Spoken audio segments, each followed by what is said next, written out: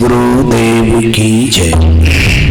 परमात्मा परम पूज्य सदगुरुदेव जी के श्री चरण कमलों में त्रिवार साहिब बंदगी, सत्संग में उपस्थित धर्म प्रेमी सज्जनों, भक्तिशीला माताओं बहनों, सबके श्री चरण कमलों में त्रिवार साहिब बंदगी।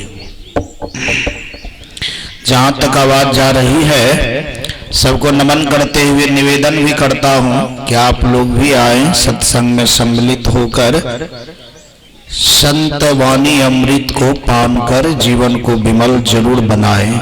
हम सब लोग बहुत देर से सुंदर विचार को श्रवण कर रहे थे कि कैसे रहना है, कैसे कौन सब काम करना है, परंपरा को समझ करके करना है, जो ठीक है उसको मानना है, जो ठीक नहीं है उसका संशोधन होना चाहिए। बहुत तरह की बात पर हम सब लोग मनन किए, चिंतन किए। आइए मैं भी आप लोग के बीच कुछ शब्दों में संतवाणी को रखना चाहता हूँ। बहुत देर से हम सब लोग वाणी को श्रवण किए, थोड़ा एक बार भजन हो जाए तो मन तरोताजा हो जाएगा। आइए हम लोग भजन करते हैं।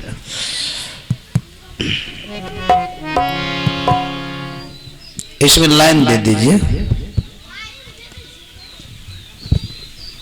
इसमें हारमोनियम।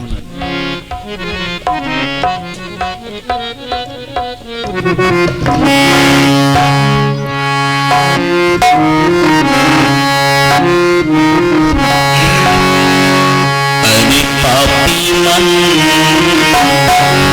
कर ले भजन,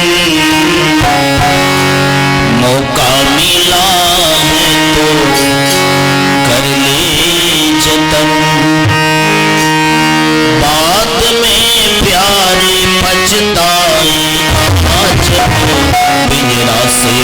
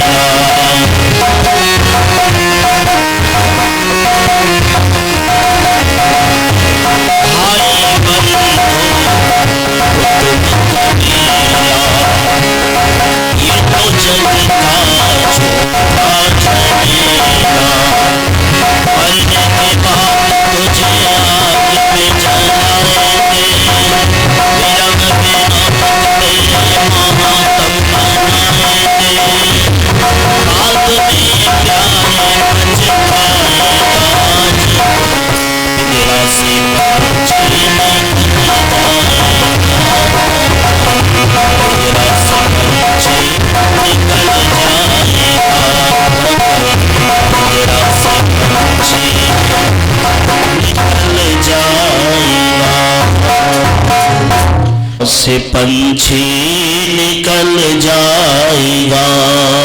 जब जो भी काम हम सब लोग कर सकते हैं वो तभी तक करेंगे जब तक यह शरीर में पंछी है। पंछी मतलब आत्मा है, जीव है। अगर शरीर से पंछी निकल गया तो सब काम वहीं पर समाप्त हो जाएगा। इसलिए जो भी काम करना है तो शरीर में अगर पंछी है, जीव है, कर लेना चाहिए। और अच्छा काम में तनिक सा भी लेट नहीं करना चाहिए। जो कल करो सो आज कर, जो आज करो सो अब, पल में परलय होएगी बहुरी करोगे कब। आज श्राद्ध का दिन है, उसी अवसर पर आज का सत्संग है। कल नखवाल के अवसर पर था। श्राद्ध शब्द श्रद्धा से बनी है।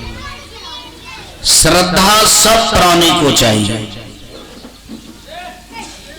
ऐसा कोई प्राणी नहीं है जिनको श्रद्धा नहीं चाहिए।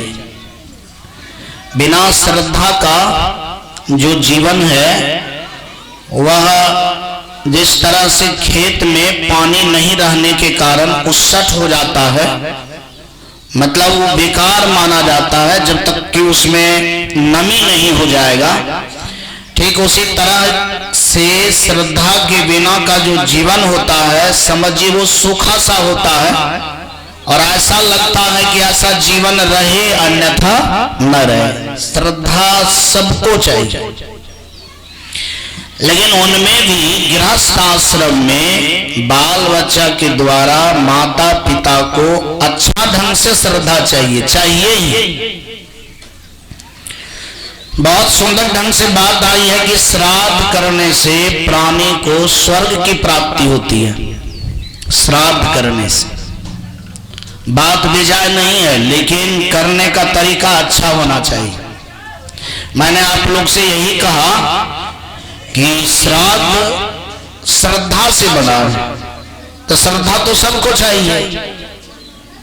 शास्त्रों में बात आई है कि हस्तिनापुर से जब भगवान कृष्ण द्वारिका आए तो मन में बनाए कि सबसे पहले मुझे किनसे मिलना है। तो मन में उनका हुआ कि मेरी माँ तो बहुत इंतजार करती होगी मेरा, कि बहुत दिन हस्तिनापुर में हो गया है, लड़ाई झगड़ा में फंसा हुआ है, जल्दी आवे हमारा बेटा, जल्दी आवे। माँ और पिता का बाल बच्चा के प्रति स्नेह ज्यादा रहता है। अगर दूर दराज चला जाता है तो वो सोचते हैं कि जितना जल्द आ जाए, बढ़िया से आ जाए। अगर सही ढंग से कोई शुभकामना करने वाले हैं तो उसका नाम माता पिता है। तो भगवान कृष्ण मन में बनाए कि जब हम द्वारिका जाएंगे तो सबसे पहले माँ से मिलूंगा। और भगवान कृष्ण उस जगह अपने रथ को रोके जिस घर में माँ देवकी बैठी हुई थी। और माँ देवकी को जब पता चला कि मेरा बेटा द्वारिका जब आए तो किसी से नहीं मिला, सबसे पहले मुझसे मिला, तो इसको क्या कहा जाए? माँ के प्रति श्रद्धा। माँ के प्रति श्रद्धा। अब आप ही इस बात को समझिए कि ये श्रद्धा को देखकर माँ देवकी का हृदय कितना प्रसन्न हुआ होगा, कितना प्रसन्न हुआ होगा। अब तो यहाँ पुरुष नहीं है तो आप ही लोग हैं आगे में, तो आप लोग को तो बोलना पड़ेगा। कितना प्रसन्न हुआ होगा? बहुत ज्यादा। ऐसा कहा जा सकता है कि जहां स्वर्ग का भी सुख क्या है? फेल है। मतलब जो सुख स्वर्ग में नहीं, उनसे भी ज्यादा सुख का अनुभव देवकी मां की होगी। मेरा कहने का अर्थ यह है कि भगवान कृष्ण के पास 16,108 रानियां हैं, बहुत बच्चे हैं, बहुत साथी हैं, एक से एक, लेकिन उनमें सबसे पहला स्थान किसका दिया? मां का। जी, इसका मतलब है कि धरती पर अगर सबसे ज्यादा श्रद्धा कोई करने वाला जगह है तो उस जगह का नाम है मां। और मां को अगर इस बात का पता चल जाए कि मेरा बेटा हमारा स्थान दुनिया में सबसे ज्यादा देता है, तो उस वक्त मां को वो सुख मिलता है जिनके सामने में मतलब कोई स्वर्ग काम में नहीं आता है। ये बात सच है कि श्रद्धा करने से माता पिता को स्वर्ग मिलता है, मिल गया। ये बात जानते ही देवकी अपने कृष्ण बेटा को इस तरह से गोद में बैठाया जिस तरह से एक बच्चा को बैठाता है, जबकि उन समय में भगवान कृष्ण बहुत बड़े हो गए थे। और बैठ करके देवकी अपने मां में कि बेटा में वो श्रद्धा देख रहे हैं, और भगवान कृष्ण अपने देवकी मां में वो तथ्य देख रहे हैं जो तथ्य दुनिया में सबसे बड़ा तथ्य है। अब जैसे कहा जाता है कि मां और पिता के जीवन में ब्रह्मा, विष्णु और महेश का दर्शन करना चाहिए। ब्रह्मा का अर्थ ही होता है सृष्टि करने वाला, विष्णु का अर्थ ही होता है पालन करने वाला, शंकर का अर्थ ही होता है श्रृंगार करने वाला। मां में तीनों गुण है, बनाने का गुण है, पालन करने का गुण है, और उनके जीवन के बुराइयों को नाश करने का भी गुण है। मेरा अपना ख्याल है कि भगवान कृष्ण को ऐसा लग रहा है कि हमारे जीवन में अगर सबसे किसी की प्रमुखता है तो उसके नाम क्या है? मां। और ये श्राद्ध से देवकी मां को क्या मिला? परम सुख, स्वर्ग। लेकिन सवाल है कि ये चीज कब होना चाहिए? सवाल है कि ये जो होगा ये होगा कब? मरने के बाद होगा कि ये बात जिंदा में ही होना चाहिए? ये बात समझने का है। जैसे मान लिया जाए रामचरितमानस को अगर आप पढ़ते हैं तो राम भगवान अपने माता पिता का श्राद्ध दिन में 3 बार करते थे। सुबह उठ करके पहला श्राद्ध माता पिता को प्रणाम करके करते थे। अब जैसे प्रणाम करना श्रद्धा हुई कि नहीं हुई? और सुबह सुबह दिन का शुरुआत, समय का शुरुआत मां के निकट से हो। ऐसे मां का छाती कैसा होता होगा? फूलता होगा कि सटकता होगा? कितना फूलता होगा? उनसे ज्यादा क्या फूलेगा? और अंदर में सोचती होगी कि भगवान सबका बेटा ऐसा ही हो, सबका बेटा ऐसा ही हो। तो ये सुबह का श्राद्ध था उसका। इनके बाद कहा जाता है कि माता पिता का सेवा पुत्र को लिखता है। मैंने अपने भैया में भी देखा कि जब मेरी माँ की तबीयत खराब हो गई, महीना महीना भर सब लोग उनके साथ रहे, और जब भी फोन आता था तो भैया के फोन में यही सुनाई पड़ता था कि मैं माँ को लेकर के घर नहीं जाऊंगा, इसलिए कि वहां जाने से उनका दिक्कत बढ़ जाएगा, यहाँ रहेगा तो उनके पास में दिक्कत नहीं होगा। इसी का नाम श्रद्धा है। श्रद्धा का तात्पर्य ही होता है कि दुख को खत्म कर देना, यानी दुख से स्थानांतरण करवा देना सुख के तरफ। श्रद्धा का काम है, श्राद्ध का काम है। तो कहा गया है कि माता पिता का सेवा पुत्र को लिखता है, गुरु का सेवा शिष्य को लिखता है। इसीलिए राम भगवान भी माँ बाप का सेवा अपने से किया करते थे, जबकि वो चक्रवर्ती राजा था। वो 10 नौकर रख सकता था, मतलब लाखों लाख रुपया सेवा में खर्चा कर सकता था दूसरों के द्वारा। लेकिन दोपहर में स्नान करवाना, भोजन करवाना भगवान श्री का काम थे। ये दोपहर की श्राद्ध। और शाम में मेरा कहने का अर्थ ये है कि जब खा पी करके सो जाते थे तो तब तक पाँव दबाना जब तक कि माता पिता सो नहीं जाते थे। अब आप उम्मीद कर सकते हैं कि ये श्राद्ध से माता पिता का जीवन 24 घंटा स्वर्ग में रहेगा कि कभी कभी नीचा भी आ जाएगा। अगर पुत्र सोच ले सही श्राद्ध करने के लिए तो माता पिता को 24 घंटा कहां रख सकते हैं? स्वर्ग में। और एक प्रश्न है कि जो आदमी का जीवन अपने बाल बच्चा की इन श्रद्धा से पूरा लवलवाया हुआ है, सुखमय है, उसका प्राण भी अगर जाएगा तो कहां जाएगा? स्वर्ग से ही। और जिनका प्राण स्वर्ग में छूटेगा तो फिर नरक कैसे आ जाएगा? सवाल ये है। तो मेरा कहने का तात्पर्य है कि बाल बच्चा में उतनी शक्ति है जिन शक्ति से अपना बाल क्या कहते हैं माता पिता को कहां रख सकता है? स्वर्ग में। लेकिन आज माता पिता बूढ़ी बूढ़े झकते रहते हैं कि हमारे साथ बाल बच्चा बढ़िया आदर कहां करता है, बढ़िया बात कहां करता है। इसका मतलब है कि बाल बच्चा के व्यवहार से पता चलता है कि वो अपने माँ बाप को कहां रख रहे हैं? कहां रख रहे हैं? नरक में। अब हम पर सवाल है कि हम इन श्राद्ध को करना जानते हैं कि नहीं जानते? रामचरितमानस में है कि राम भगवान दिन में 3 बार श्राद्ध करते थे और हम लोग के जीवन में बस मरने के बाद एक बार होता है। मरने के बाद सब मोजर उजर मतलब एक ही बार करवा देते। मेरा कहने का अर्थ यह है कि श्राद्ध बहुत सुंदर शब्द है, होना चाहिए, लेकिन यह मरने के ही बाद केवल नहीं होना चाहिए। ये भी होना चाहिए, लेकिन केवल मरने के बाद ही नहीं, जिंदा में सबसे ज्यादा होना चाहिए। मरने के बाद थोड़ा कम भी हो गया तो काम चल सकता है, लेकिन जिंदा में कम हो जाएगा तो काम नहीं चलेगा। चलेगा तो उन्नति में नहीं अवनति में चलेगी।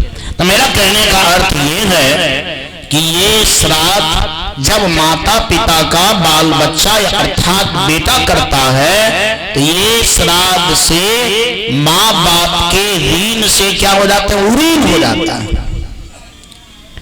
संसार में जब ये हम लोग का जन्म हुआ हम ऋणी हो गए, माता पिता का ऋणी हो गए, प्राकृतिक का ऋणी हो गए, पंच जड़ देवता का ऋणी हो गए। बिना धरती का, बिना जल का, बिना वायु का, बिना आकाश का, बिना अन्न का हम सब लोग नहीं रह पा रहे हैं। ये सब का हम सब लोग ऋणी हो। लेकिन सबसे निकटतम ऋणी अगर हो तो माँ बाप का। और कहा गया है कि जो माता पिता का ऋण अच्छा ढंग से चुका देता है, इधर का ऋण वैसा भी माफ हो जाता है। अच्छा चलो ऋण तो बहुत बड़ा था माँ बाप का, कम से कम किसी तरह से चुकाया, तो इधर दया से भी क्या किया जाता है? माफ हो जाता है। लेकिन जो निकटतम ऋण को चुकाने में प्रवीण नहीं है, यानी उसका माफ नहीं होता है। इसीलिए श्राद्ध करने से बहुत फायदा। एक तो माता पिता को क्या मिल जाता है? स्वर्ग। दूसरा बेटा क्या हो जाता है? ऋण से ऋण, यानी जो ऋण उनके माथे पर चढ़ गया था वो ऋण क्या हो जाता है? उसका मिंधा हो जाता है। फायदा दोनों हुआ कि नहीं? बच्चा को भी फायदा हुआ, बेटा को भी और माता पिता को भी। मैं एक बात सुनाना चाहता हूँ आपसे, बेईमान किसको कहा जाता है? जो समय से ऋण को चुकाना नहीं जानता है। किसी का आप ऋण ले लिया, उठा दिए, नहीं देना है, चलो जैसे तैसे हो जाए। तो जो व्यक्ति इस ऋण को चुकाना नहीं चाहता है उसको कैसा बेईमान कहना चाहिए? प्रश्न है ये। पहले किसी का 10,000 रुपया ले लिया, किसी का 1 लाख रुपया कोई ले लिया, नहीं दे रहा है, कोई आदमी माता पिता का ऋण नहीं चुकाया। सबसे ज्यादा मतलब बेईमान किसको कहा जाएगा? अरे 10,000 5,000 तो एक अलग बात है, लेकिन धरती पर अगर सबसे बड़ा कोई ऋण है तो मातृ ऋण है और पितृ ऋण है। और जो आदमी बेईमान होकर के मरेगा या जो आदमी इस तरह से बेईमान रहेगा, वो आदमी भगवान का भजन क्या करेगा या गुरु का भजन क्या करेगा? कहा भी जाता है कि सबसे पहला गुरु है माँ, दूसरा गुरु पिता, तीसरा गुरु शिक्षा दीक्षा देने वाले। बहुत तरह के 5 प्रकार के गुरु बतलाए हैं। तो हम पूछते हैं कि जब पहला गुरु के साथ न्याय नहीं हुआ तो दूसरा गुरु क्या कर लेगा? खुश हो जाएगा। अगर खुश हो गया तो इसका मतलब है कि वो लोभी था तब तो खुश हो गया कि भाई चलो उसको नहीं किया तो नहीं किया, हमारा कर रहा है ना तो ही तो हो गया, पेचीदा वाली बात। तब तो गुरु शब्द वहां पर गड़बड़ा जाएगा। सो नहीं तो जो पहला गुरु के साथ ईमानदारी नहीं बरतता है, जो उनके साथ न्याय नहीं करता है, शास्त्र कहती है कि उनका माफ कहीं भी नहीं होता है। और याद रहे क्रेडिट बहुत बड़ा चीज है ना। अगर आपके पास 0 बैलेंस है, एक भी पैसा नहीं है, लेकिन क्रेडिट आपका हाई पावर का है, सुंदर है, तो आपको 1,50,00,000 कहीं मिल जाएगा, बनमनखी में, गांव में, अड़ोसी से पड़ोसी से। लेकिन जिनके पास क्रेडिट नहीं है, तब अगर 0 बैलेंस हो जाए तब उसको कितना पैसा मिलेगा? तो नहीं मिलेगा। मान लिया जाए माता पिता के पास अगर पुत्र का क्रेडिट फेल हो जाए तो उसको जन्म देने के लिए दूसरा माँ बाप तैयार होगा जल्दी? कहाँ बोल रहे हैं? तो नहीं होगा। और जब जन्म देने के लिए तैयारी नहीं होगा, मनुष्य में अगर माँ बाप मिलेगा ही नहीं तो उस आदमी को क्या गति मिलेगा? प्रश्न है कि हम मुक्ति पा लेंगे। बेईमान आदमी मुक्ति पाता है, जो आदमी बेईमान रहेगा वो मुक्त कैसे होगा? पहले तो ये सब बात समझेगा तब मुक्ति की बात सोचेगा। तो वास्तव में श्राद्ध शब्द बहुत अच्छा शब्द है, लेकिन उसका इस्तेमाल, उसका उपयोग जितना लेवल से होना चाहिए उस लेवल से नहीं हो रहा है। रामचरितमानस में जब श्राद्ध किए राम भगवान और जान भी गए, भरत जाने के बाद कि मेरा पिताजी मर गए, फिर भी वो वापस नहीं आए।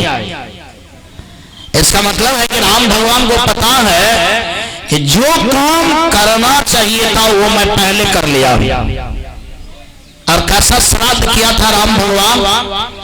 पिताजी के बात के कारण क्या सब छोड़ा? घर छोड़ा, माँ को छोड़ा, साथी को छोड़ा, शारीरिक सुख छोड़ा, प्रतिष्ठा को छोड़ा। मतलब मैं गिना नहीं सकता हूं कि वो कितना चाहिए, उनके हृदय की बात मैं नहीं कह सकता हूं। इसका मतलब है पिताजी के बात के कारण इतना चीज छोड़ दिया। कितना श्रद्धा था राम भगवान को अपने पिता से। और कहा जाता है कि राजा दशरथ जब देख लिए कि हमारा राम मान गए हमारे बात को, तो कहा कि ऐसा बेटा तो संसार में दुर्लभ है। हे भगवान, आज कम से कम हमारा बेटा हमारी बात को क्या करे? ठुकरा दे। नहीं माने, हम लोग माथा पीटते हैं कि हमारा बेटा एक बात मान ले। माथा पीटते हैं ना कि 100 में 100 बात नहीं रखता है, तो दिमाग लगाते हैं कि हे भगवान एक बात रख लेगा ना तो कम से कम हृदय जुड़ा जाएगा। लेकिन आज राजा दशरथ को कहना पड़ता है कि हे भगवान सब बात रख लिए, आज कम से कम हमारा बात काट देना तो हमारा दिल क्या हो जाएगा? जुड़ा जाएगा। कम से कम हम कह देंगे कि मैंने तो कहा जाने के लिए, लेकिन वो नहीं गया जबरदस्त, और राम हमारे पास रह जाएगा। इनके लिए शंकर भगवान से परवी किया, और शंकर भगवान आए। राजा दशरथ ने कहा कि आप राम के मस्तिष्क को बदलिए, हमारा बात काट दें। शंकर को कहना पड़ा कि जितना आप आधार्मिक कार्य कहते हैं करने के लिए, वो कार्य हमसे संभव नहीं है। क्योंकि इतनी बड़ी श्रद्धा में अगर हम ठुकरा देता हूं तो ये सारा पाप किनके कपार पर आ जाएगा? मेरे कपार पर। इसलिए मैं ऐसा नहीं कर सकता हूं, ये काम हमसे संभव नहीं है। अब आप समझ सकते हैं कि जो इतना बड़ा श्राद्ध किया होगा, श्रद्धा किया होगा, इनसे राजा दशरथ को कैसा अनुभव का सुख मिला होगा। उनको लगा कि इनका जोड़ा इस ब्रह्मांड में कोई नहीं है, अद्वितीय है, और ये चीज को उन्होंने प्राप्त अनुभव से किया। तब तो राम के बिना एक दिन 2 दिन भी जिंदा नहीं रह पाया। ऐसे राम के बिना क्यों जिंदा रहेगा? बोलिए प्रेम से सद्गुरुदेव की जय। तो ये जो पॉइंट है, ये जो बात है, अगर समझ में आ जाए तो स्वर्ग पाने की जरूरत नहीं है, स्वर्ग तुरंत हो जाएगा। अभी समझेंगे तुरंत हो जाएगा। और गृहस्थ आश्रम में स्वर्ग कैसे बनता है, मतलब ये तरीका है उसका। तो मेरा कहने का अर्थ ये है कि ये बात समझ जाए तो मैं जिंदा में ही अपने माता पिता को कहाँ रखना प्रारंभ कर देंगे? स्वर्ग में। और वो मरेगी भी तो कहाँ मरेगी? स्वर्ग में। जी, अब ये नहीं कि मरने के बाद वो स्वर्ग जाएंगे, सो बात नहीं। हम सब लोग बहुत विवरण सुने, मुझे उधर नहीं जाना है। मैं थोड़ा आप लोग के बीच में शास्त्र संगत बात करूंगा। सब शास्त्र संगत ही बातें थी, लेकिन मैं भी सोचता हूं कि आपके निकट कुछ शेयर ऐसा करूं जो आपके जीवन का बिल्कुल निकटतम भाग हो। एक बार वासुदेव जी महाराज यज्ञ करवा रहे थे, तो यज्ञ में संत महात्मा लोग आते हैं। आज भी यहाँ पर बहुत संत महात्मा लोग आए हुए हैं। कहा गया है कि संत महात्मा का दर्शन, संत महात्मा का आना, ये पुण्य का कमाल है। ये कौन चीज का कमाल है? हाँ, पुण्य का कमाल है। मैं समझता हूं कि निरंजन बाबू के माँ का इतना पुण्य है कि उनके बदौलत सबको क्या करना पड़ रहा है? आना पड़ रहा है। जी, आना पड़ रहा है और आ जाते हैं। पुण्य पुंज भी न मिले ही ना संता, बिना पुण्य का संत महात्मा नहीं मिल पाता है। आप खोजेंगे आज तो बतलाएगा कि नहीं 1 महीना के बाद मिलूंगा, लेकिन जस्ट अगर आपके मन में हो और तुरंत मिल जाए तो समझ जाना चाहिए कि वहां कौन चीज काम कर रहा है? पुण्य काम कर रहा है। जी, तो कहा उस यज्ञ में कृष्ण द्वैपायन व्यास देवर्षि नारद च्यवन देवल आसित विश्वामित्र सनानंद भरद्वाज गौतम इत्यादि ऋषि आए। और जब वो सब ऋषि दरवाजे पर आए तो उस दरवाजे पर पहले से नरपति लोग सब अर्थात राजा लोग सब बैठे हुए थे। उसमें भगवान कृष्ण भी बैठे हुए थे। और कहा गया कि जब संत महात्मा लोग आए, नरपति सहित कृष्ण सहित उठ करके खड़े हो गए।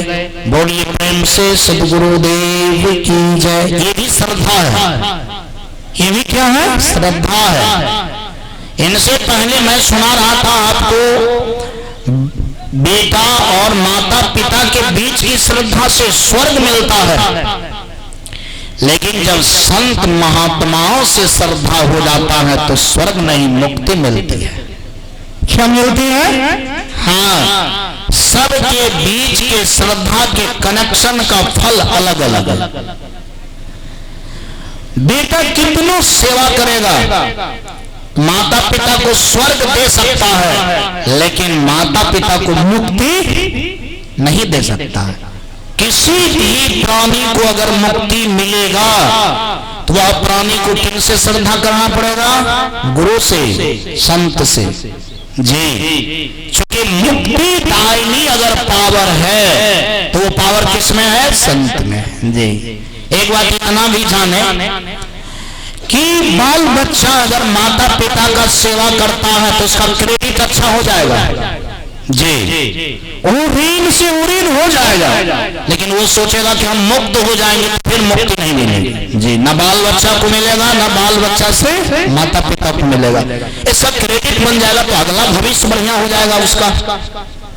जैसा क्रेडिट होगा, मान लिया जाए अच्छा चीज को तो पाना बहुत लोग चाहता है। अरे हीरा को कौन आदमी नहीं पाना चाहेगा, बोलिए तो सब चाहेगा। मान लिया जाए 100% बेटा सेवा करने वाला है, तो ऐसे क्रेडिट वाले बेटा को या जीवात्मा को तो सम्मान जन्म देना चाहेगा। तो उसको ऐसा घर का माँ बाप मिलेगा जो सर्वोत्तम यानी भारत लेवल का है। ऐसा भी माँ बाप है ना, भारत लेवल का है, विश्व लेवल का है। मतलब उस जीवात्मा को जन्म देने के लिए बड़ा से बड़ा माता पिता तैयार रहेगा। ये सब चीज मिलेगा, लेकिन मुक्ति नहीं मिलेगी। मुक्ति मिलने का एक ही श्राद्ध है, श्रद्धा है, संत महात्माओं से मिलन, उनसे श्रद्धा जी। क्योंकि आज श्राद्ध है तो सब पहलू पर चिंतन मनन करें। अब एक एक पहलू पर चिंतन मनन करेंगे तो एक पहलू से जो मिलने वाला होगा वही मिलेगा। जैसे मान लिया जाए भोजन के अंतर्गत केवल चावल खा लेने से सारा विटामिन आपको नहीं मिलेगा, केवल दाल खा लेने से सब कुछ नहीं मिल जाएगा। तब उनके साथ साथ सब्जी भी खाना पड़ेगा, नींबू भी खाना पड़ेगा, सलाद भी खाना पड़ेगा। इनके बाद चावल भी लेना होगा, रोटी भी लेना होगा, दाल भी लेना होगा। उन्हें भी आप सोचेंगे कि एक तरह का दाल खाएंगे, मूंगी ठोका, तो नहीं, सब तरह के दाल आपको खाना पड़ेगा। उसी तरह से श्रद्धा से सब कुछ मिलता है, लेकिन पावर देखेंगे किनके साथ सटने से क्या मिलता है जी। प्रश्न हो जाए कि भगवान कृष्ण संत महात्मा को देख करके नरपति भी खड़ा हो गया, क्यों? कोई तो कारण होगा, क्योंकि नरपति को पता है, भगवान कृष्ण को पता है कि संतों के चरणों में क्या निवास करता है, मुक्ति, भक्ति। कहा भक्ति के दासी का नाम मुक्ति है, भक्ति के दासी का नाम मुक्ति है। तो पहले भक्ति होगा तब ना, अरे स्वामी रहेगा तब ना दासी रहेगा, स्वामी नहीं रहेगा, गुरु नहीं रहेगा तो चेला कैसे रहेगा? पहले तो गुरु रहेगा तब चेला रहेगा, गुरु नहीं रहेगा चेला कैसे होगा? माँ बाप ही नहीं होगा फिर बाल बच्चा कैसे होगा? उसी तरह से भक्ति के दासी का नाम मुक्ति है, लेकिन पहले भक्ति हो जाए तब तो। और भक्ति का शुरुआत ही होता है प्रथम भक्ति संतन करी संगा। ये भक्ति का स्टार्टिंग यहाँ से होता है, शुरुआतें यहाँ से होता है। इसीलिए नरपति लोग सब भगवान कृष्ण सब अपने को सौभाग्यशाली समझ रहे हैं कि मेरा प्रथम भक्ति छूट जाएगा तो पहला सीढ़ी जिसका छूट गया उनका दूसरा सीढ़ी भी हो सकता है छड़पेगा, हड्डी टूट जाए, कुछ हो सकता है। इसीलिए अगर अवसर मिल जाए तो वो अवसर को क्या करना चाहिए, क्या करना चाहिए? अवसर अगर मिल जाए तो उनका उपयोग करना चाहिए। जो अवसर को नहीं पहचानता है समझिए वो असली चीज को पहचानने में कमजोर है। देखिए अवसर को पहचाने के संत महात्मा मिल गए हैं, इसलिए श्रद्धा में कोई कमी नहीं। और संग बिना श्रद्धा का संभव है, बोलिए सब लोग। मान लिया जाए बगले में बैठे हैं, हम लोग को श्रद्धा नहीं है उनसे, तो बगल में शरीर भले एक दूसरे से टच में है, कपड़ा एक दूसरे से टच में है, लेकिन श्रद्धा नहीं है, उनको कितना दूर मानना चाहिए? कहाँ बात है सर? इतना दूर की माना जाएगा कि एक अमेरिका में है और एक भारत में है, बगले में सटा हुआ, लेकिन कोई दूर में ही है, लेकिन श्रद्धा है तो समझिए वो आपके हृदय में है। क्या है? तो संग कैसे होगा? बिना श्रद्धा का संभव नहीं है। इसीलिए भगवान कृष्ण और जितने भी नरपति थे सब उठ करके खड़े हो गए जी, और भगवान स्वयं बोलते हैं अहो वयम जन्म मृतो लवधम कात सनेरयना तत्फलम देवानाम त्वमपि पुष्प प्रापम यदः योगेश्वर दर्शनम। कहा जीवन का जब अनमोल फल मिलने वाला समय आता है तब किसका दर्शन होता है? किसका दर्शन होता है? संत महात्मा का, योगेश्वर का। योगेश्वर मतलब अच्छे योगी का, अच्छे साधक का, अच्छे ज्ञानी का। तब आपको दर्शन होगा जब आपको जीवन का परम फल मिलने वाला होगा तब। ऐसा समझिए कि अगर आपको जीवन में अच्छे संतों से संग नहीं हुआ है तो इसका मतलब है कि अभी जीवन का फल आपसे क्या है? दूर है। जैसे मान लिया जाए, कहता न पढ़ लिख करके अगर आपके पास नौकरी नहीं हुआ तो लगता है कि मेरा भाग उतना अच्छा नहीं है, बैठा रह गया।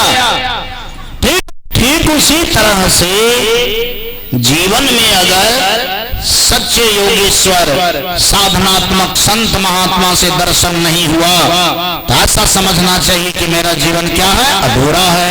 भगवान कृष्ण कहते हैं, हे प्रभु, हे संत महात्मा, आप दर्शन दे करके मुझे बहुत चीज की प्राप्ति करवाए। ये तो दुर्लभ है। ये क्या है? दुर्लभ है। आज पता चलता है कि मेरा जीवन का जो परम लाभ था वो मुझे क्या हो गया? मिल गया। बोलिए प्रेम से सद्गुरुदेव की जय। भगवान कृष्ण के श्रद्धा गुरु से कैसा है? कैसा है? यानी संत लोग से कैसा है? आपको लग रहा है ना कि एक बार तो माँ के साथ श्रद्धा दिखाए, लेकिन अभी गुरु के साथ श्रद्धा देख रहे हैं। मेरा कहने का तात्पर्य है कि माँ के भी साथ श्रद्धा जो बेनिफिट वहां मिलने वाला है वो मिलेगा, और गुरु के साथ भी श्रद्धा जो बेनिफिट यहाँ मिलने वाला है सो मिलेगा। अब कितने लोग कहते हैं पहले गुरु का पूजा करने चाहिए कि पहले माँ बाप का? ये प्रश्न सब आदमी के दिल में घुसता रहता है। मैं एक बात सुनाता हूं, बिना ज्ञान का लोग माँ बाप का सेवा कर पाएगा बढ़िया से? है? बिना ज्ञान का हो पाएगा? और वो ज्ञान कहां से मिलेगा? कहां से मिलेगा? गुरु से। अब गुरु से ज्ञान होवे नहीं किया और माता पिता के साथ सुंदर व्यवहार करवे न करेगा, तब पूजा की जब बात आएगी कि पहले किनका पूजा हो, तो जब गुरु के साथ पूजा अच्छा हो जाएगा तो उनके कृपा से आप माता पिता के भी साथ पूजा आप अच्छे तरीका से करेंगे। और जिनके जीवन में गुरु पूजा नहीं है, नोट कर लीजिए, उनके पास में मातृ और पितृ भी पूजा संभव नहीं है। खिलाना पिलाना एक अलग बात है, लेकिन भाव से अपने हृदय में स्थान देना एक अलग बात है। बोलना पड़ेगा। बोलिए प्रेम से सद्गुरुदेव की जय। इसीलिए कहा जाता है कि गुरु पूजा मूल है। गुरु पूजा क्या है? भगवान कृष्ण सब, रामचंद्र भगवान सब, वो तो भगवान की कोई बात नहीं, लेकिन एक बात ये भी है कि उनका बच्चे से गुरु संत से लगाव है कि बड़ा हो गया तब लगाव किया। आप जानते हैं ना कि संते महात्मा के कारण से उनका जन्म हुआ। जन्म से पहले से हाथ है किसका? संत महात्मा का। सब लोग को पता है ना कि राजा दशरथ से कहा था कि जब तक आप पुत्रेष्टि यज्ञ नहीं करेंगे तब तक आपको पुत्र। तब तो इसका मतलब है कि भगवान के जन्म से पहले से किनका हाथ है? किनका हाथ है? गुरु का, संत महात्मा का। अब देखिए, अब जो आशीर्वाद से, मतलब संत महात्मा के ही आशीर्वाद से ऐसा हुआ है, अब क्या कहा जाए? इसका मतलब है कि अपना लोग का तो दाढ़ी मूंछ पक जाता है तो ये संत महात्मा से मिलन करके दीक्षा शिक्षा लेते हैं कि नहीं लेते हैं? कितना लोग वैसे मर जाता है और उनको जन्म नहीं लिए, उनसे पहले से वहां से क्या है? लगाव है। अब बताइए कब्बे से लगाव है, और जहां साधु महात्मा का इतना लगाव हो उनके जीवन में माता पिता के प्रति श्रद्धा ना हो, प्रजा के प्रति श्रद्धा ना हो, ऐसा संभव नहीं है।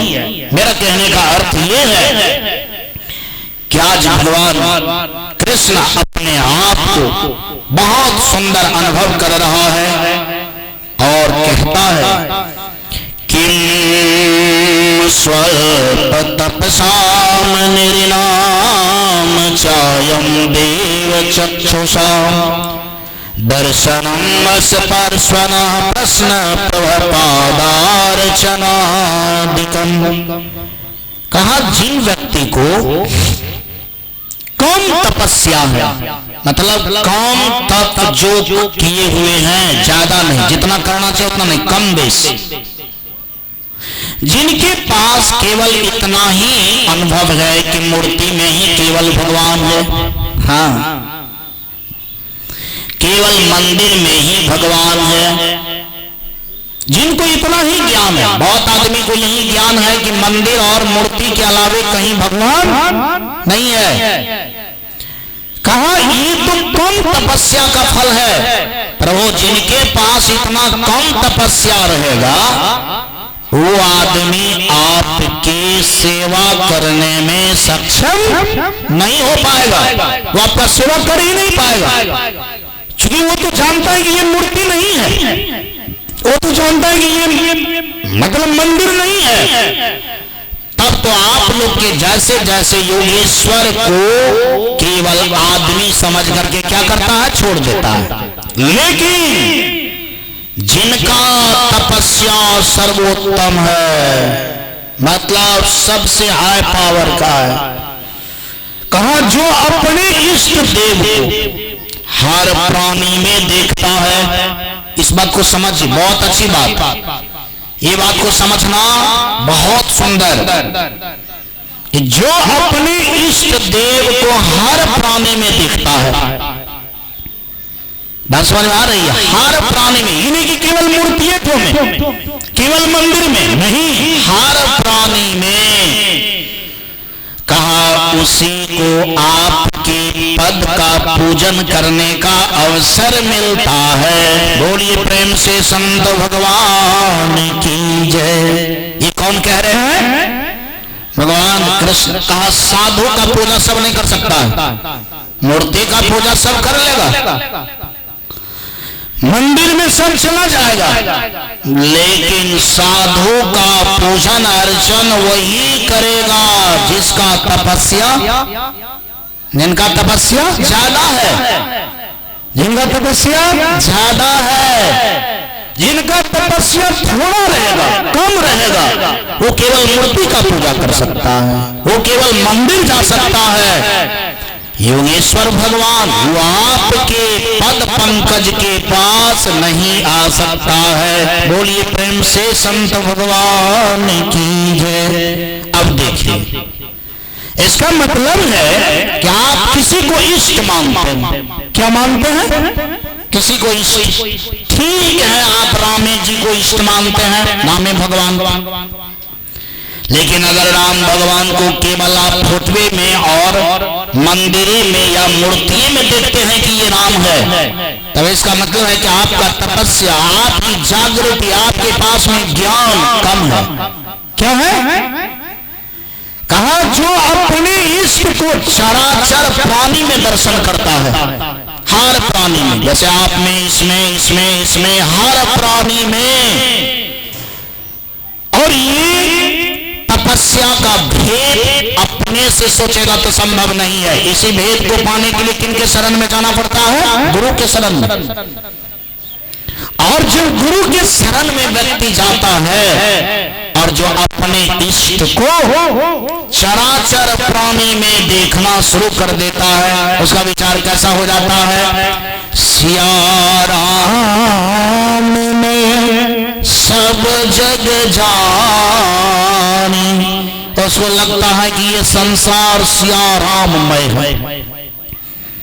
या जो अपने गुरु को इष्ट मानता है, ठीक है, कबीर साहब को ही आप इष्ट मानते हैं, और कहा गया कि जो कबीर साहब को इष्ट मानने वाले हैं, अगर उनको सभी प्राणी में कबीर साहब दिखलाई नहीं देता है, मतलब सभी प्राणी के अंदर में कबीर साहब दिखलाई नहीं देता है, तो समझिए कि वो कबीर साहब को इष्ट तो मानता है, लेकिन तपस्या ही इतना कम है कि वो केवल फोटो में या कोई मंदिर में या कबीर साहब का नाम लेता है, तब पता चलता है कि नहीं अब नाम लिए हैं। इसी बात को कबीर बाबा ने अपने सुंदर विचार से कहा। क्या कहा? परम प्रकाश दीप उजियारा। क्या कहा? कैसी तपस्या करने के लिए? परम प्रकाश दीप उजियारा, घट घट देखूं प्राण प्यारा। इसका मतलब है कि आप अच्छी तपस्या तब कर सकते हैं जब आपके अंदर में परम प्रकाश हो जाएगा। परम प्रकाश, परम प्रकाश हो जाएगा। एक है प्रकाश, देखिए अभी बॉल सब में या लाइन पर जितना भी पेपर वगैरह चल रहा है, सूर्य के द्वारा जो भी प्रकाश अपना लोग को मिलता है उसका नाम है प्रकाश। और परम प्रकाश का तात्पर्य होता है ज्ञान से देखना, समझ करके देखना, तब पता करना कि वो क्या चीज है। यानी उसका नाम क्या है? परम प्रकाश। जिसका ज्ञान जग गया, जिनका विचार जग गया, यानी उसका नाम है परम प्रकाश। सच में अगर ज्ञान से देखा जाए तो पता चलता है कि शरीर तो अनेक है, लेकिन आत्मा क्या है? एक है। आत्मा क्या है? एक है। इसीलिए आत्मा एक है कि जिनका ना रंग रूप होता है, ना आकार प्रकार होता है, दू कैसे होगा? अरे जिसका आकार प्रकार नहीं होता है, रंग रूप ही नहीं होता, दू कैसे होगा? जब भी होगा तो कितना होगा? एक होगा। और कहा जब ये परम प्रकाश के नजारा से लोग देखते हैं तब उसको पता चलता है कि हमारे अंदर में जो है वही उसके भी अंदर में है, दोनों में कोई अंतर। तब तो इसका मतलब है कि सिया राम मैं सब जग जानी में आई बात में कोई अंतर नहीं रह गया। मेरा कहने का अर्थ ये है कि भगवान कृष्ण कहते हैं कि जिनका तपस्या बहुत सुंदर है, ज्ञान से है, जो ज्ञान से तपस्या करता है, ज्ञान से समझता है, सच में वो अपने इष्ट का दर्शन सब प्राणी में करता है। और जहां सब प्राणी में अपने इष्ट का दर्शन करें, आप ही बताइए तब अपने इष्ट के घर में चोरी कैसे करेगा लोग? कहां बात है साहब? जब वो जगत में सब उनका इष्ट ही है, अपने इष्ट के घर में चोरी कैसे करेगा? घट घट देखूं प्राण प्यारा, जो अपने प्राण के समान प्यारा चीज को हर घट में देखेगा, एक दूसरे के साथ में व्यभिचार कैसे करेगा? या जो अपने अंदर के परम प्रकाश के द्वारा मूल्य को जान जाएगा, वो गलती क्यों करेगा? वो गलती क्यों करेगा? गलती करने का कोई सवाल ही नहीं है। अगर गलती हो रही है तो इसका मतलब है कि हमारे अंदर में कौन सी की कमी है? ज्ञान का कमी है, परम प्रकाश का कमी है। हम उस विषय में कभी चिंतन मनन नहीं करते कि हमारे भी अंदर में वैसा होना चाहिए। और ये चिंतन मनन किसका काम है करवाना? संत महात्मा का। अभी जैसे बहुत खंडन मनन सुने, परम प्रकाश अगर हो जाए, बाहर से ये सारी बात को नहीं भी बोला जाए फिर भी हो जाएगा अच्छा। समझ आ रही है? किसी का आप कुछ भी नहीं बोलेंगे, केवल परम प्रकाश हो जाए तो वो अपने अच्छा हो जाएगा। उनको अच्छा ऊपर से बनाने की कोई जरूरत नहीं है। जैसे उदाहरण के लिए अगर उसको लग रहा है कि मेरा इष्ट वो भी है, अब बगल में पत्नी है वो भी है, बगल में बाल बच्चा है वो भी है, पड़ोसी में भी है, तो रुखड़ा भाषा किनके साथ बोलेगा? तब मीठी वाणी ऑटोमेटिक बोलना जानेगा कि नहीं हम अपने इष्ट के साथ कैसा वाणी का प्रयोग करूंगा, मीठी वाणी। लेकिन ऊपर से हम कितनों गाए, मीठी वाणी बोलिए मन का आपा खोए और उनको शीतल करे आप हो शीतल हो।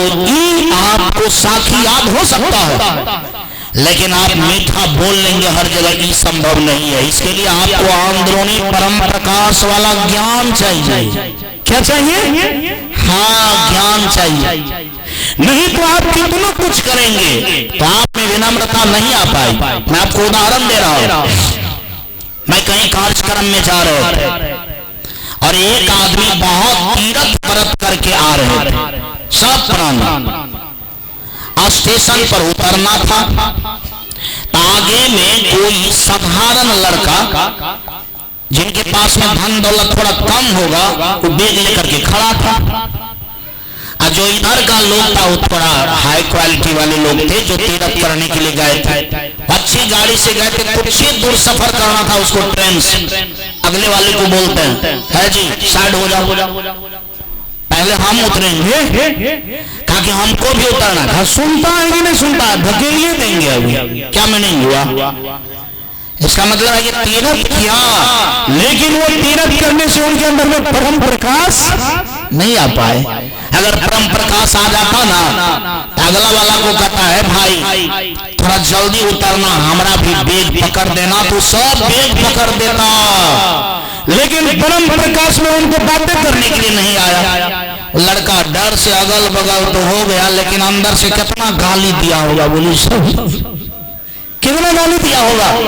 इसका मतलब है कि जब तक ज्ञान नहीं हो जाएगा, जब तक आप तपस्या सही ढंग से करना नहीं जान जाएंगे, तब तक आपके जीवन में वो विनम्रता नहीं आ पाएगी जो विनम्रता आना चाहिए। क्योंकि सबको पता है कि बिना ज्ञान का विनम्र लोग नहीं होता। जैसे बिना फल का कोई पेड़ नहीं झुकता है, वैसे बिना ज्ञान का, बिना बुद्धि का विनम्रता आना संभव नहीं है। और ये केवल गप सप है, सो बात नहीं है। इसके लिए आपको बहुत पीनी दृष्टि रखना पड़ेगा ऐसे तपस्या को समझने के लिए। तो भगवान कृष्ण के द्वारा अगर हम सब लोग समझना चाहते हैं तो हम समझें कि हम अपने इष्ट को हर प्राणी में कम से कम नहीं भी उतना समझते हैं, तो जानने का हम प्रयास करें और कम से कम इस भांति से सुमरन करें कि हम किसी प्राणी के साथ जरा सा भी गलती न कर पाए। आए हम सब लोग ऐसे ही ध्यान में रखते हुए एक भजन को सुनते हैं। बोलिए प्रेम से सद्गुरुदेव की जय। हर सांस में वो सुमिरन तेरा यूं बीत जाए जीवन मेरा। हर सांस में वो सुमिरन तेरा यूं बीत जाए जीवन मेरा। तेरी पूजा करते भी सांझ सवेरा यूं बीत जाए जीवन मेरा। हर सांस में वो सुमिरन तेरा यूं बीत जाए जीवन मेरा। सब लोग गाइए, ताली बजाइए, आनंद लीजिए। हर सांस में वो सुमिरन तेरा यूं बीत जाए जीवन मेरा।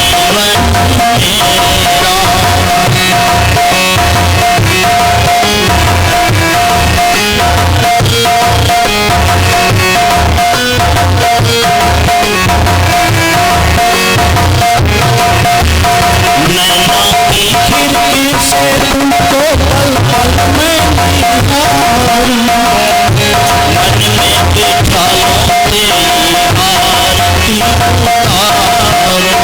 नैना की खिड़की से तुमको पल पल में निहारूं, मन में बिठा लो तेरी आरती उतारूं। डाले रहूं तेरे चरणों में तेरा यूं बीत जाए जीवन मेरा। हर सांस में वो मेरा यूं बीत जाए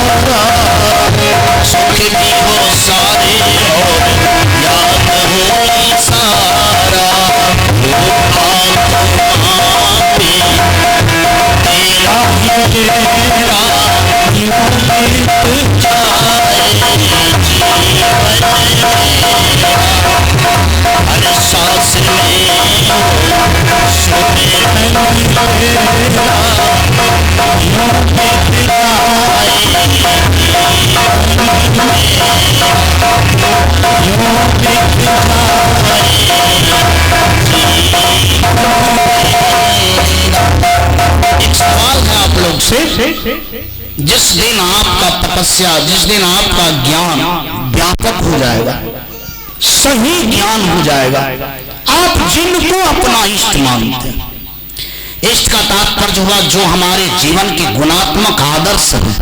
जी, जैसे आदर्श व्यक्ति कोई हो सकता है। गोस्वामी तुलसीदास जी महाराज का अगर कोई आदर्श है तो उसकी पत्नी है। क्या है? उसकी पत्नी है। जी, अपने दिल में, अपने ब्रेन में स्थान दिया, वास्तव में सुंदर हो गया। और उसको लगा भी कि अगर वो नहीं तो आज संसार में इतनी व्यापकता का ज्ञान मुझे नहीं, कोई भी हो सकता है। मान लिया जाए आप किसी को इष्ट मानते हैं और वो इष्ट आपको हर प्राणी में दिखलाई देता है, बताइए उसका इष्ट का कभी अंत संभव है? इसका मतलब है कि उसके इष्ट का कभी अंत संभव नहीं है। मान लिया जाए आप अपने माँ को ही भले इष्ट क्यों नहीं मानते हैं, लेकिन अगर आपका ज्ञान में तप हो जाए, तपस्या हो जाए, ज्ञान हो जाए और आपके जीवन में गुरु का रंग लग जाए तो आपकी माँ भी कभी समाप्त होने वाली नहीं है। और कहा जाता है कि इस व्यापकता ज्ञान के कारण यानी 7 पीढ़ी पहले 7 पीढ़ी आगे अमर हो जाता है। क्या हो जाता है? हाँ, अगर आपके पास में ये ज्ञान हो जाए तो जिनके बेटा को यह ज्ञान हो जाएगा उनकी माता पिता का भी क्या हो जाएगा? बैतरने पार हो जाएगा इनके कृपा से। जी, बेटा के कृपा से माँ बाप भी अच्छे हो जाते हैं और माँ बाप की कृपा से बेटा भी क्या हो जाता है? अच्छा हो जाता है। अगर ये ज्ञान शिष्य में हो जाए ज्ञान के माध्यम से गुरु भी क्या हो सकते हैं, अच्छे हो जाएंगे, जितना पावर है इसमें। और ये बात विधिवत कौन बतला रहे हैं, भगवान कृष्ण। इसीलिए आज से हम सब लोग संकल्प करेंगे कि मुझे पूरे संसार से श्रद्धा करना है। और पूरे संसार से श्रद्धा कौन कर पाएगा, जो आदमी अपने इष्ट को हर प्राणी में देखता है जी, हर जगह। जैसे कभी कभी हम सब लोग एक दूसरे को उपदेश देते हैं, सब स्त्री का मायने बुझना चाहिए। क्या बुझना चाहिए, हम बुझना ऊपर से बुझेगा कि ज्ञान होगा तब बुझ पाएगा, माँ बुझेगा कि बहन बुझेगा, ये खाली गप सबसे हो पाएगा। इनके लिए तो पैनी दृष्टि वाला ज्ञान होगा, व्यापकता आएगा, तब जाकर कहेगा तो अपने से बुझना शुरू कर देगा, फिर उनको बुझाने की जरूरत नहीं है। जिस तरह से एक बार दीपक को प्रज्वलित करने से एक के बाद में दीप जलाते हैं हम लोग, और भर रात दीप का काम है अंधेरा को क्या करना, भगाते रहना। कि हम लोग दीप भी जलाते हैं, लाठी लेकर के खड़ा रहते हैं दिया के पास, जलो जलो जलो, और इनके बाद अंधेरा को कहते हैं भागो भागो, नहीं, बस 1 सेकंड लगता है, जला दिए बस हो गया। आपके अंदर में ये चक्षु हो जाए, ये ज्ञान हो जाए, सब काम ऑटोमेटिक होना क्या हो जाएगा, शुरू हो जाएगा जी। इसीलिए कहा जाता है कि गुरु ऐसा हो जो ये दिव्यता आपके अंदर में पैदा कर दे। क्या कर दे, अब एक धाकी ज्ञान दे दिया आपको, अब दिमाग में पावरे में है, यादें नहीं है कि आप बोले नहीं बोले। कभी कभी हमारे पास ऐसा शिष्य लोग आता है कि बाबा मंत्र तो तथ्यता के बल के यादें नहीं, बताइए अब ऐसा एक 2 हाथ का मंत्र दे दिया कि चला को मंत्र भी याद नहीं है। आप समझ सकते हैं जब मंत्र तक भी याद नहीं है तो क्या करता होगा। लेकिन यहाँ है दिव्यता की बात, अगर आपके अंदर में वो दिव्यता पैदा हो जाए तो फिर वो मंत्र का बोध हो जाएगा आपके अंदर में कि राम राम मंत्र क्यों है, कृष्ण कृष्ण मंत्र क्यों है, गुरु गुरु मंत्र क्यों है, सदगुरु शरणम मंत्र क्यों है। ये सब बात का आपके अंदर में चमत्कारी ज्ञान होगा। लेकिन ये तब होगा जब आप साधना में व्यापक होना चाहेंगे, जब आपकी भी इच्छा होगी, तब जाकर भगवान कृष्ण कहते हैं बड़ा अच्छा ढंग, नाहयं मयानि तीर्थानि न देवा मृच्छलामयः ते पुनत्योरु काले न दर्शनादेव साधवः। बहुत आदमी के दिमाग में है कि जहां जहां जल है ना वहीं केवल तीर्थ है ना, मतलब जहां जहां नदी की बहाव है वहीं तीर्थ है। जैसे असली तीर्थ तो इलाहाबाद में है, प्रयाग में है, प्रयाग को तीर्थ राज कहा गया। अब की बार इतनी भीड़ हुई कि भीड़ से बोलिए प्रेम से सदगुरुदेव की जय। कहा जहां केवल जल है वहीं केवल तीर्थ नहीं है, जहां केवल बड़ा बड़ा मंदिर है वहीं केवल तीर्थ नहीं है। भगवान कृष्ण कहते हैं सबसे बड़ा तीर्थ तो संत महापुरुष है। सबसे बड़ा तीर्थ क्या है, हाँ संत महापुरुष है। भगवान कृष्ण कहते हैं तीर्थ का सेवन करने से, मंदिर के सेवन करने से, मूर्ति का सेवन करने से आप बाहर से पवित्र हो जाएंगे, लेकिन आपके जो अंदर की मानसिक मलिनता है वो पवित्र संभव नहीं है जी। अगर आप अंदरूनी मलिनता को पवित्र करना चाहते हैं तो उनके लिए क्या है, संत महापुरुष का दर्शन।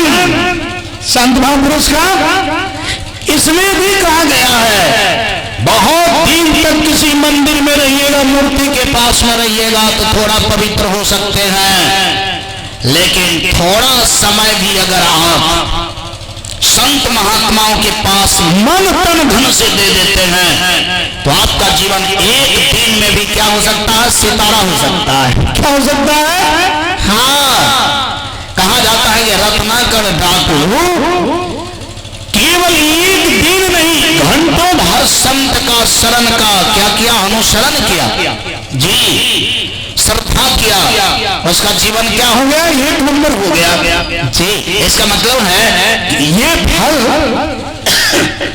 मूर्ति पूजा और मंदिर पूजा का नहीं है, ये फल किसका है, संत पूजा का है। देखिए यहाँ मैं विरोधाभास में कुछ भी नहीं कह रहा हूँ, मेरा कहने का तात्पर्य ये है कि मंदिर भी अपनी जगह पर, मूर्ति भी अपनी जगह पर सही है, लेकिन अगर व्यापक साधना करना चाहते हैं, जिनसे आप मुक्ति पाना चाहते हैं, इसके लिए तो आपको अपने इष्ट को सर्वत्र देखने के दर्शन हो, और ये दर्शन बिना ज्ञान का संभव नहीं है। अब जिन व्यक्ति के लिए संत महात्माओं के दर्शन ही वो अति पावन तीर्थ है, जिस तीर्थ में मोक्ष को पा सकता है, तो यदि संत महात्मा मिल गया तो समझिए सबसे बड़ा तीर्थ। अब तीर्थ में भी जाते हैं तो कौन मिलता है, तीर्थ में भी जाते हैं तो किसका दर्शन होता है, संत महात्मा का ही दर्शन होता है। देखिए आज अवसर कितना सुंदर आया है, ये तीर्थ अपना लोग के पास पुनः है, और ऐसे तीर्थ में अगर आज चूक जाता हूं स्नान करने से, तो हम लोग व्यापकता से क्या हो जाएंगे, विमुख हो जाएंगे। व्यापकता से क्या हो जाएंगे, विमुख हो जाएंगे।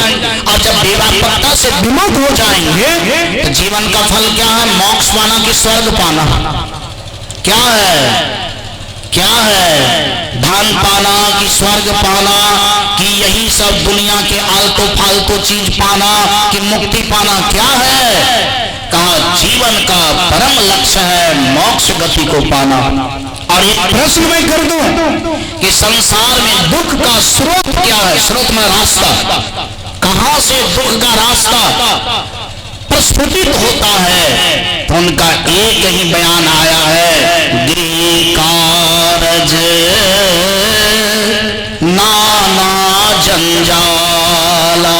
थोड़ा लोभ के कारण लोग पारिवारिक जीवन में फंस जाता है कि मुझे ऐसा होगा तो ये सुख मिलेगा, ऐसा होगा तो, और इंतजार करते करते करते बहुत समय बीत जाता है, लेकिन आज तक इंतजार ही हुआ है, लेकिन फल की प्राप्ति नहीं हुआ है, जिसके कारण कबीर बाबा को कहना पड़ा, सेमर सुगना से या दुई टेढ़ी की आस, टेढ़ी फूटी चमक दे सुगना चले निराश।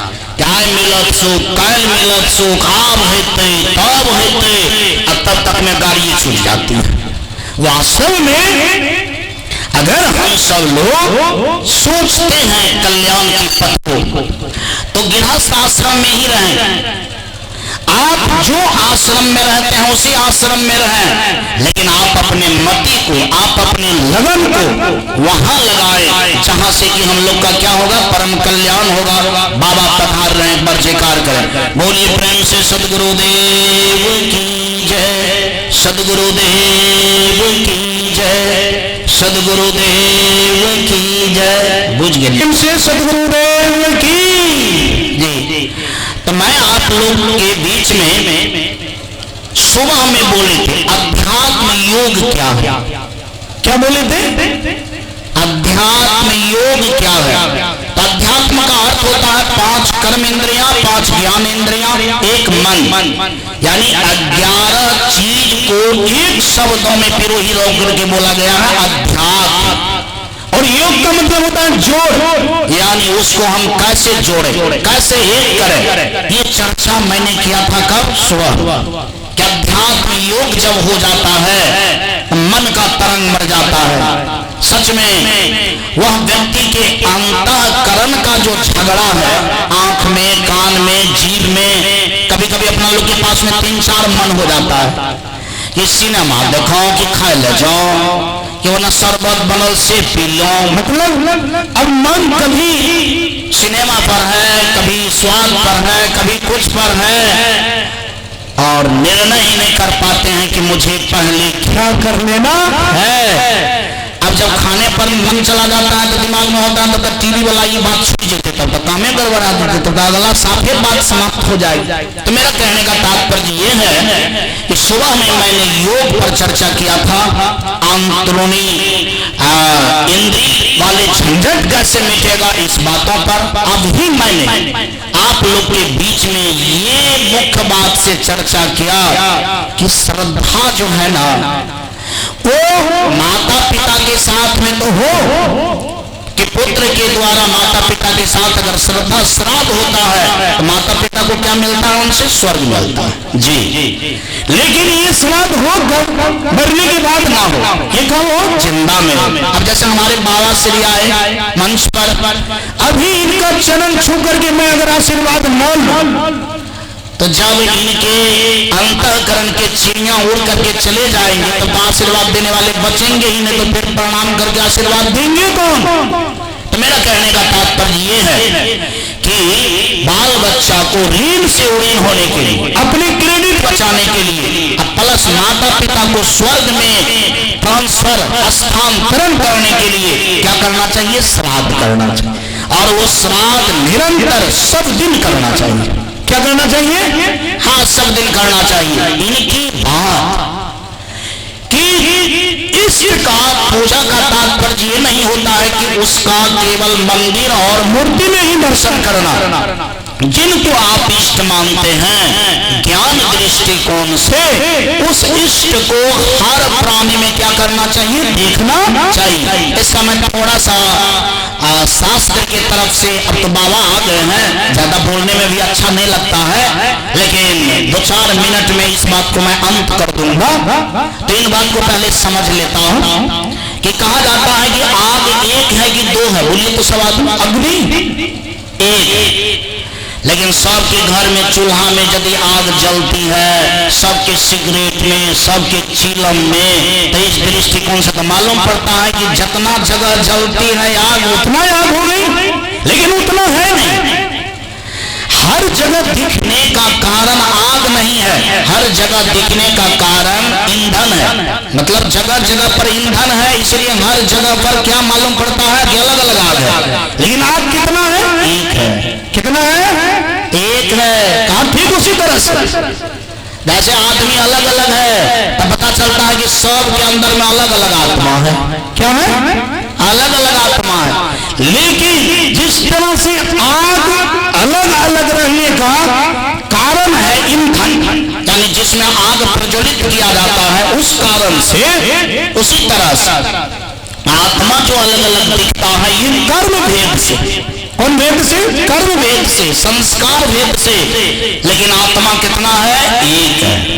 कहा जाता है कि जब आत्मा एक है इसका पता चल जाता है, तब तो इसका मतलब है कि समस्त आत्माओं में एक आत्मा वो देखने लगता है। तो उस आत्मा को क्या कहेंगे? बड़का की छोटका? बोले चलो। कहा उस अवस्था का जो बोध है उसका नाम है महाचेतन, यानी उसी आत्मा में परम उपसर्ग लगता है कि जो आत्मा पूरे समस्त संसार में एक आत्मा देखने लगता है। और इसी आत्मा राम का नाम कृष्ण है, इसी आत्मा राम का नाम क्या है? राम है।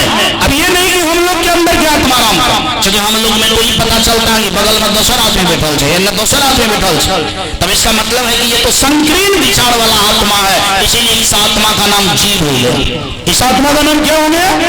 तो हम लोग कैसा आत्मा बनना चाहते हैं? बड़ा वाला की छोटकिनमा वाला, देह में रहने वाला बड़ा वाला? जब हम लोग के पास में उस चीज का ज्ञान हो जाएगा तो वास्तव में ऐसे आत्मा बनने के लिए क्या करना पड़ेगा? ज्ञान से गुजरना पड़ेगा। हाँ, और सच में जब एक ही आत्मा हर जगह हो जाए तो वहां ज्यादा मोह ममता किसी से ज्यादा किसी से कम रहेगा कि नहीं रहेगा? किसी से ईर्ष्या द्वेष रहेगा कि नहीं रहेगा? कहा जाता है कि ऐसे ज्ञान में न किसी से द्वेष रह जाता है, न किसी से ज्यादा प्रेम रह जाता है। इसी बात को कबीर बाबा ने बड़ा अच्छा से कहा है। कबीरा खरा बाजार में सबके मांगे खैर, ना काहू से दोस्ती ना काहू से बैर। जब आपकी दृष्टि ऐसा हो जाए तो क्या कहना चाहिए? उसका नाम परम प्रकाश होना चाहिए कि नहीं? और जब परम प्रकाश हो जाएगा तो उनकी श्रद्धा क्या हो जाएगा? पूरे ब्रह्मांड से हो जाएगा कि तनिक सा रहेगा? तब जा करके अपना लोग का परिवार कितना बड़ा होगा। एक बार बोलिए तो ताली बजा करके बोलिए, अपना लोग का परिवार कितना बड़ा होगा, सबसे बड़ा। और जिस दिन अपना लोग का परिवार सबसे बड़ा हो जाएगा, उसी दिन हम लोग भी सबसे क्या हो जाएंगे, बड़े हो जाएंगे। क्या हो जाएंगे, बड़े हो जाएंगे। इसीलिए ऐसे खून को, ऐसी बात को समझने के लिए संत दरस करना चाहिए। मैं अंत में एक बार नाम कीर्तन कर लेता हूँ, तत्पश्चात पुनः फिर बाबा को अर्पण, बाबा को हम अपना माइक बढ़ाएंगे, फिर बाबा के आशीर्वाद से हम सब लोग लाभान्वित होंगे। आइए एक बार नाम कीर्तन हो जाए। सीताराम सीताराम सीताराम जय सीताराम जय सीताराम सीताराम सीताराम जय सीताराम जय सीताराम सीताराम सीताराम जय सीताराम सीताराम सीताराम सीताराम जय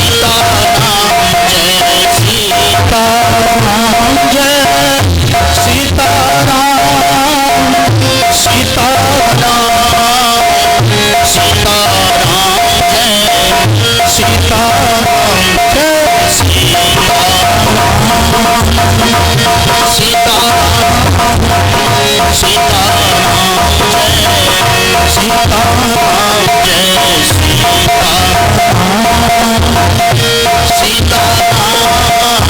सीताराम जय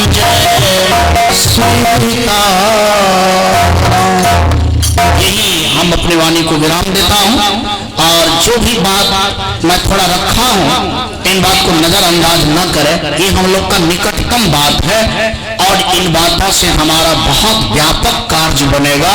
जिस कार्य के लिए हम सब लोग इस धरती पर आए हुए हैं, जिन श्रद्धा को, जिन बात को उपलब्ध करना है, उसके लिए हम सब लोग को बेजोड़ तरह से श्रम करना है और करके जीवन को निहाल कर लेना है। इसी शुभकामना के साथ वाणी में लेता हूँ विराम।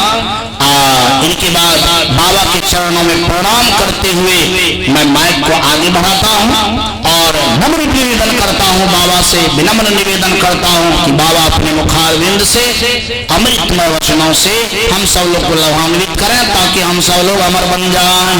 बोलिए